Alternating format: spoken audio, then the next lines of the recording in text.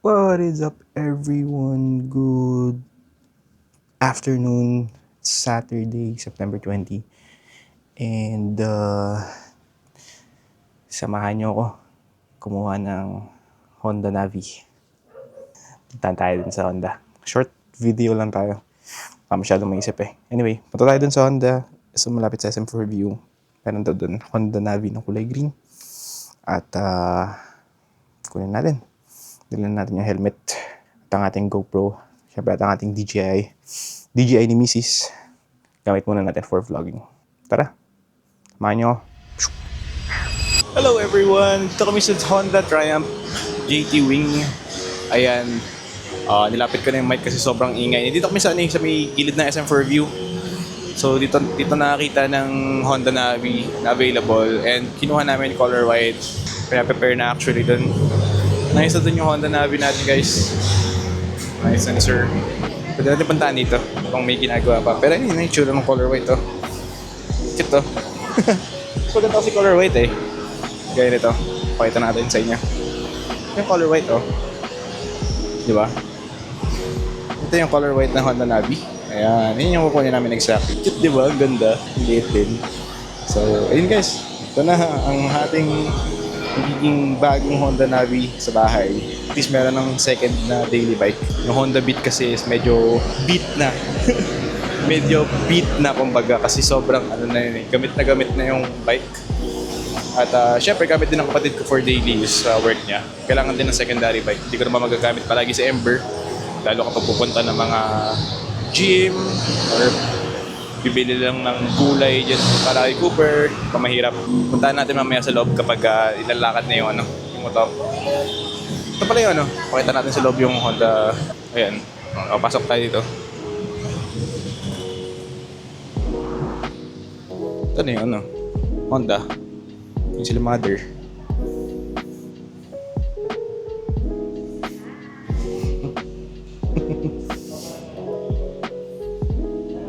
Meron din pala sila dito yung HJC helmets available. Pogi nitong ADB 350 oh. Grabe. Ito ang mga presyo ngayon ng motor sa Honda. So ADB 350 JT Triumph JT Fairview 310 cash, CBR 150R. Ito yung sanang bibilin kong sports bike. Buti na lang hindi. Sakit sa likod eh. Yan yung bagong, yan yung mga presyo natin yan. XSR, tapos ito, CRF. Tapos yung Winner X. Solid. Yan na. Fill up ng aking nanay. Bayad. Ito yung Navi Pero sana yung red eh. So wala na silang red.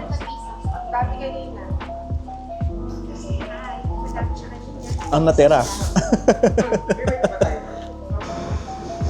Nibisa na si Navi.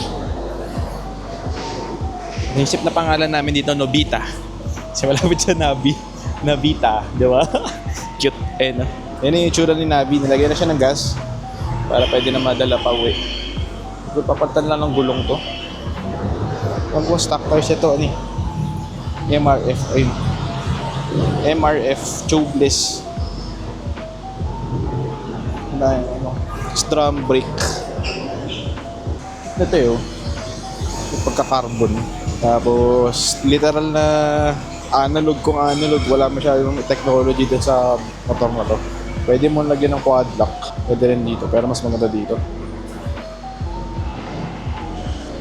Wala.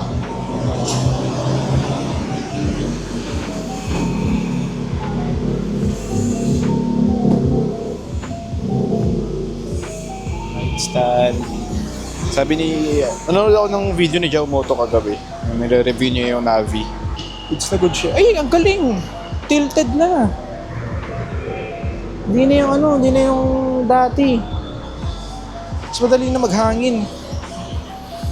Oh? Galing. Grab bar. Kailangan ng palitan ng ilaw. Si halogen to eh, oh. Halogen pa yan eh. Kailangan pagpa ng ilaw. Yun ang motor guys, oh. Sine-check na.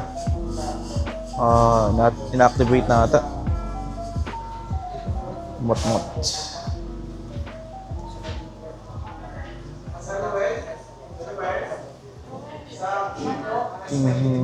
Honda Nobita. Pagkaabot na ng resibo. Ayun, check na. Anong size yan? Ano to? One size lang? One size lang. Okay, one size. Helmet. Free helmet. Free helmet. O, ganun na. Pagdaga mo na lang gas ha. Ha? Pagdaga mo na lang gas. 91 yan na kaya? Ano na? Kaya niya magbukas. May tutok. Paano, babalik mo lang. Tapos yun naman, pagka nagpapuntang ka. Okay. Ha? Ito patay ko. Nasa manual naman po lahat yan. Ha? Okay na po. Pati yung pambukas na ng ano, ng lahat po ng isang susilang. 91 to no kaya? 91. Yung atras ka sir, bawal po yung atras na mahaba. Pang ano lang yan, pang Ganun lang. yung kable natin, baka maputol. Bawa po. Okay. Basta kaya yun, 91 yung gas yan? Yes sir. 91. Okay, sige pa.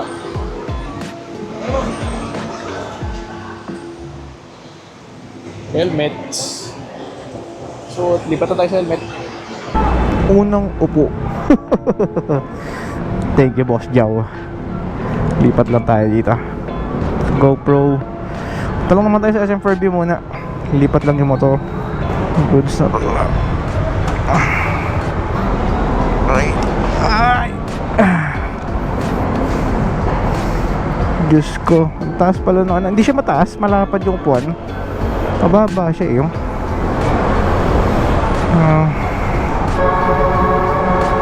Just side mirror.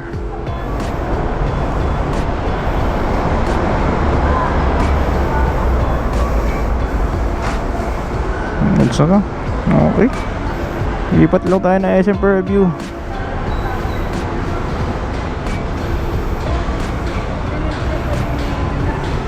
Ano naman to si kuya, mga tao eh. Sobrang weird. Oh my god, ang sarap ng gantong ergonomics talaga ng ano, ng bike.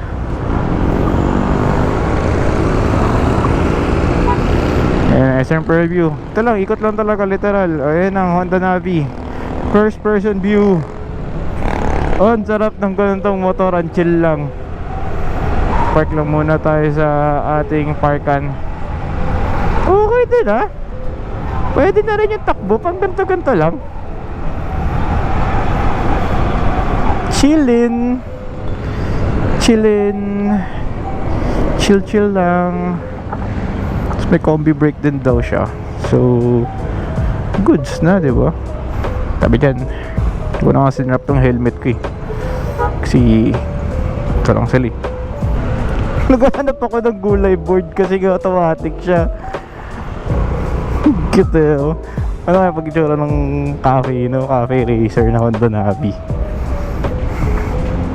Kakapaltan pa ng ano to. Wala naman siyang pagkakabitan ng clip-ons eh. So bababa na ano, mababa na. Naghanap talaga ako ng gulay board. Hindi ko makita. Eh yung foot pegs ko. Kung makita niya na maayos. Sarap na takbo. Parang ako nagdadrive ng Honda Beat carb. Pero yung ano lang niya, yung ergonomics niya, parang ako nagdadrive ng naked bike. Lakas nung ano, ng engine brake pa niya. Mayan natin tuloy yung ating ano, first ride review pagka lipat dun sa ano, sa ay pagpa-uwi na. Siyempre kain muna kami dito dinner.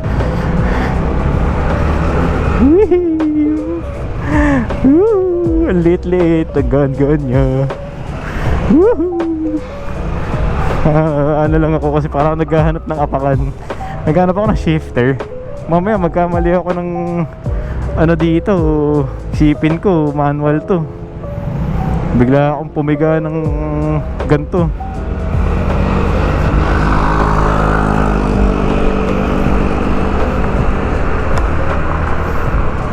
Hindi ko pala tatanggalin yung daliri ko.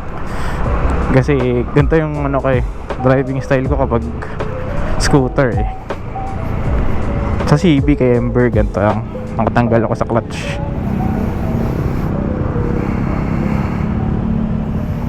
Ano sabihin ko, wala po to plaka, ako lang po kanina. Baba siya Pero pag dalawang nakababa yung pa ako, medyo nakatiptoe ako. Parang kalahati. Yun siya. Tiptoe. Pero kapag ano na, yung pag naka 1 foot down, kayang-kaya overhead, nakaganon yung pa ako Hindi lang din natutupa yung hindi lang din natutupi yung foot pegs. Pero hindi ito natutupi. O zipper, o zip tie. Maganda dito, pwede mo isingit-singit. Sobrang liit May itsura nito pag naka bar end. Tsaka ito pala isang maganda sa Navi. Dahil sobrang unique kasi na itsura niya. Tignan mo, lahat yan ganyan yung style ng scooters, diba? May mga gulay board, kumbaga. Kung wala man lang gulay board, yung parang small-ish na tulad ng Aerox. Pero ito, so far ang nakikita kong first ever design na ganito yung CVT, scooter siya na naked bike. Scooter na naked bike.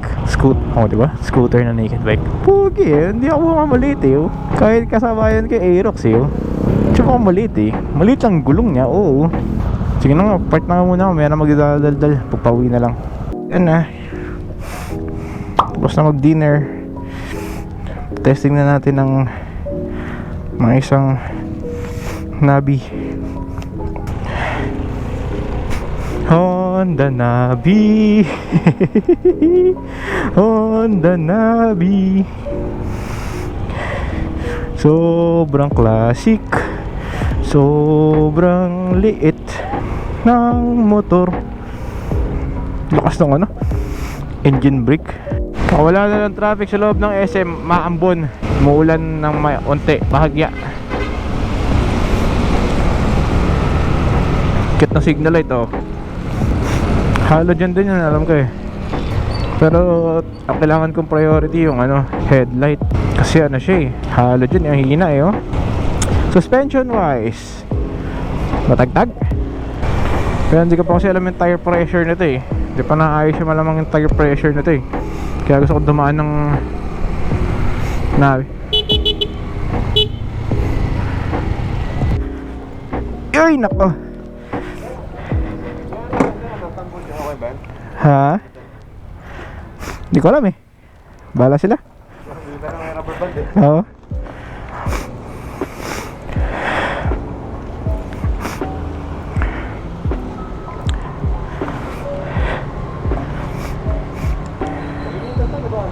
Ha? 3 lang ba? Medyo tipid. Late Oh.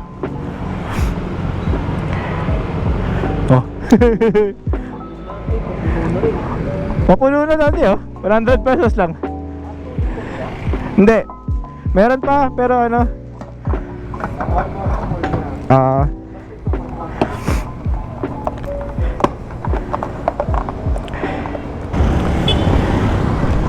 walang hanginan. Gusto nga pwede magpahangin. Bahala na si Batman. Pero so far gusto ko yung braking niya malambot. Tapos since 110 lang naman siya, I think decent naman yung okay lang. Kumbaga hindi ako maalam sa technicalities pero braking to power ratio hindi ko alam kung tama man yun. Comment down below kung tama sinabi ko mali. Diba parang kung ano yung power ng motor tapos yung kailangan na power ng braking, okay lang naman. Pero syempre mas maganda pa rin kung disc brake. Diba pa rin yung peace of mind mo pag naka disc brake ka, diba? Pero kung city driving na ganito yung takbuhan, goods na good siya. poproblemahin mo dito, wala ka namang pinipiga. Ito lang naman, wala ka namang kinakadyot dyan na gear, diba? Sa motulo pa si Pongko, kadiri. Wala na, apa ka lang, para kang naka naked bike na maliit. Tapos piga-piga na parang scooter. Siguro maglalagay sila ng premium na Navi. Maganda yung digital dashboard, no? Tapos tapos LED na yung karamihan. Tapos disc brake, goods na goods yun siguro. Pero for the price, no, 58,900. Okay na okay siya. Ano kung first na motor mo, pwedeng pwede. Hindi mo naman kailangan ng malakas na motor eh. Pero sure balls, mabibitin ka. Yun ang masasabi ko. Kaya tinan mo, naka CB650R na. Bitten na eh. Pero nakakamiss din yung may ganito kang motor. Maliit na motor sa bahay. Kasi nakakapanghinayang kasi gamitin yung CB kung pupunta ka lang summer. Mare gym, diba? Yun nga, sabi ko kanina, mare gym, malengke ka. Wala. Anyway, I think yun lang naman guys. Masasabi ko wala naman masyadong, hindi naman ako tanga hindi naman ako magaling kumbaga sa pag-explain yan. Hindi ako tulad nila Boss Jow, nila Sir Kenji. Maalam sila sa technicalities sa motor. Ako, sa drive lang ako. Ayun, ibali, lalayo natin to soon. Singitan muna tayo. Lalayo natin to soon kapag nagkaroon ng chance. Syempre, ganda ma-experience natin yung ganun. Yun lang guys, salamat. At singit na muli kami. Diba na, singit ko agad tong Navi. Bye-bye.